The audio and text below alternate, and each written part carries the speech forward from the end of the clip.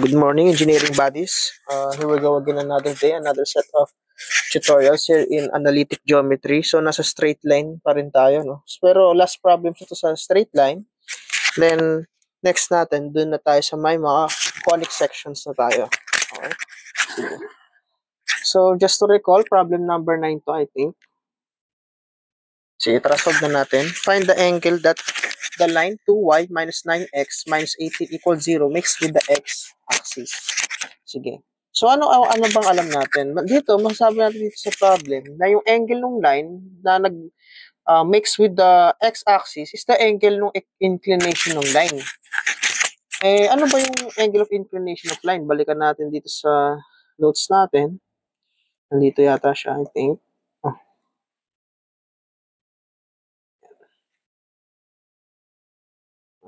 Distance. Ito. Yan. Angle between two lines. So, yan yung ano natin. Kaso, ang sabi kasi dito, tangent theta. Yung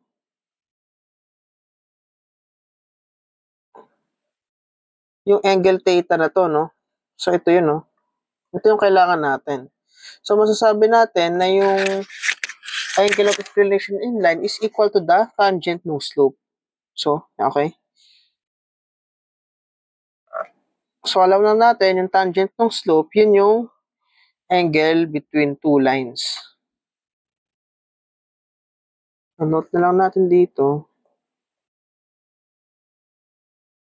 na yung angle ng inclination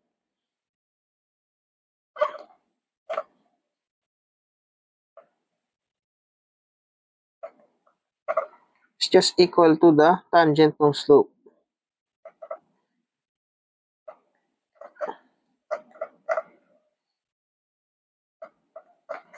So, ang kailangan lang natin dito pala, hanapin natin yung slope nung line, then kunin natin yung tangent nung slope na yun. So, paano ba yun? So, di ba, dito sa form na to na y is equal to mx plus b, so, i-rewrite lang natin tong 2y minus x minus 18 equals 0. So, pag i-rewrite natin, 2y is just 9x plus 18. So, lahat divide natin by 2. O times natin sa 1/2. Ang sagot niyan, y is equal to 4.5x plus 9. So, dito ko ang alam natin, yung slope niyan is yung 4.5. So, para ba natin kunin yung tangent to slope? So, tangent theta is just equal to the slope. Tangent of its to, baka mali to. So, dito makakuha tayo ng value ng theta. Para natin gagawin yan, gamitin lang natin yung calculator natin. Arctan. So, shift. Arctan now, 4.5 is just equal to 77.47 degrees. So, yan na yung sagot natin.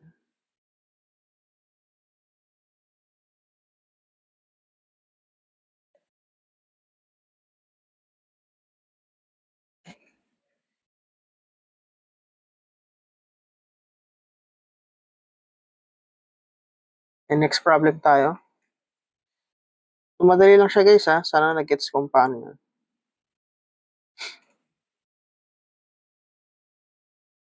The equation of the line through 1, 2 and parallel to the line is, sige. Kung binasa nyo yung notes natin, two lines are parallel. Ano ba natin masasabi guys? Kung natatanda, kung nagbasa talaga kayo dun sa ano natin. Okay. So, sabi kasi, note that two lines are parallel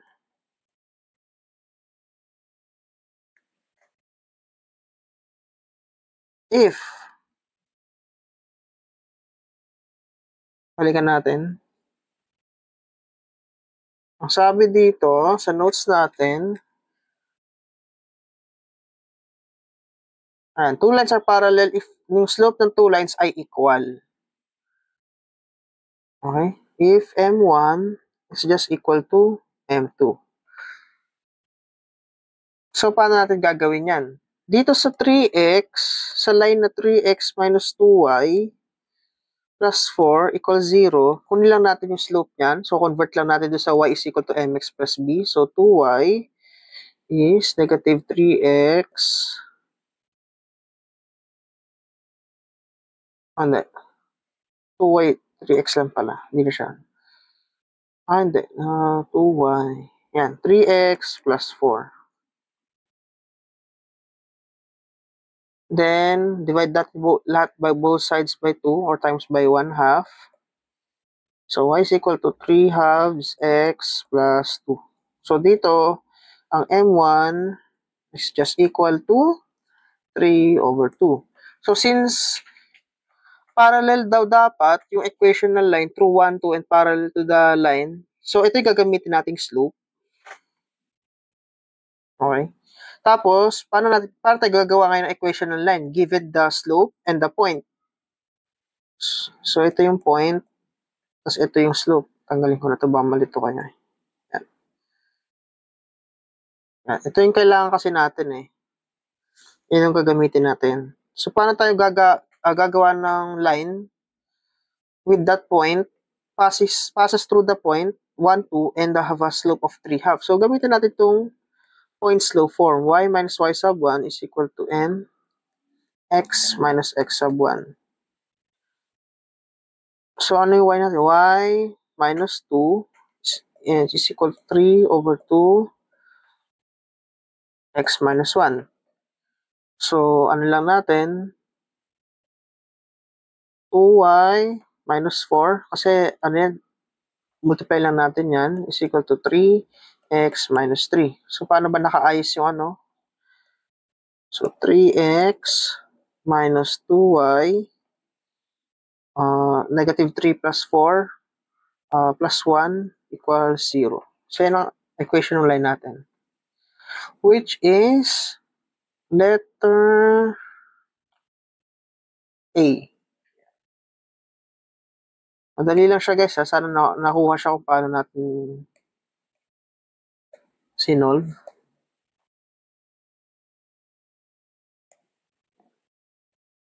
Three x minus 2y plus 1 equals 0. So, it is letter A. Okay.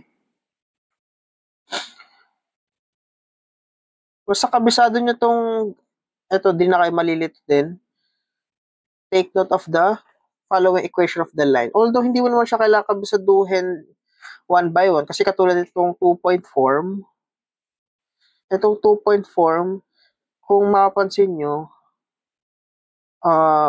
parang lalabas dito rin yun eh. Okay?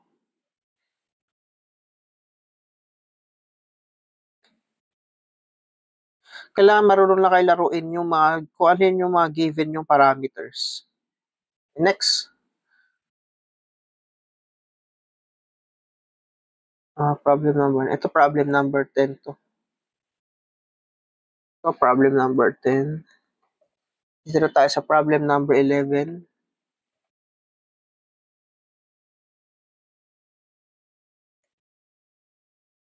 If the points negative 3, 5, x, y, and 3 lie on a straight line, which of the following is correct?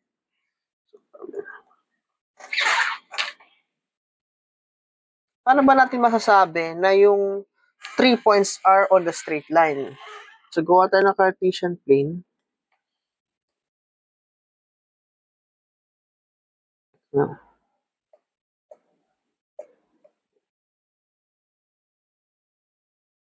Sabihin natin, let's say na meron tayong straight line blue.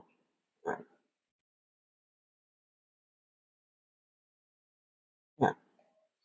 So, paano ba natin masasabi na yung 3 points na to,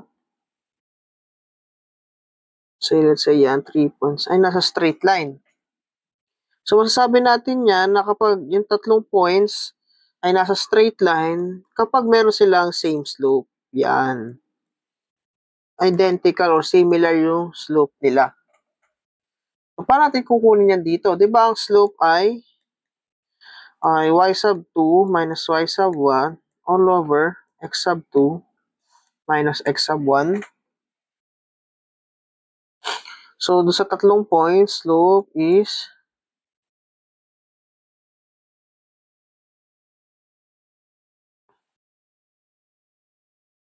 xy. Okay, so dito muna, itong dalawa muna na to,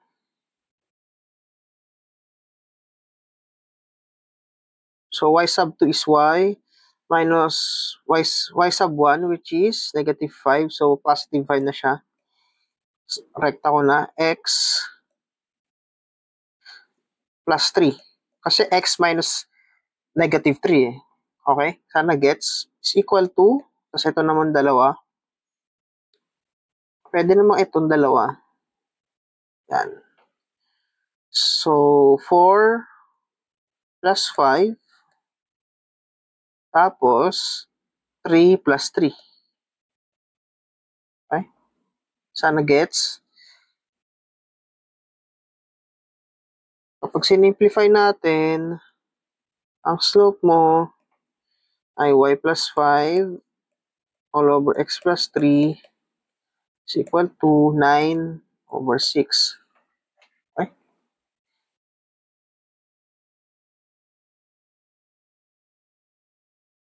So next, ano na next natin? Gawa na tayo ng equation base do sa given na to. Paano yan? Simplify lang natin. 6y plus 30 is equal to 9x plus 27.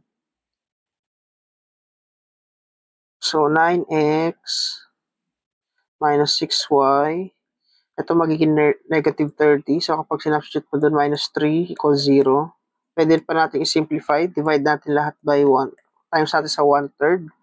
So 3x minus 2y minus 1 equals 0. So yun ang equation ng line natin, which is letter D.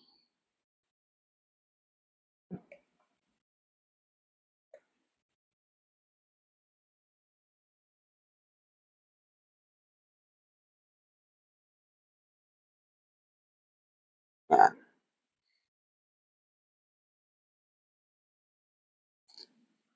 So, tandaan nyo lang, ang tatlong points naglalay sa straight line kapag same sila na ang slope.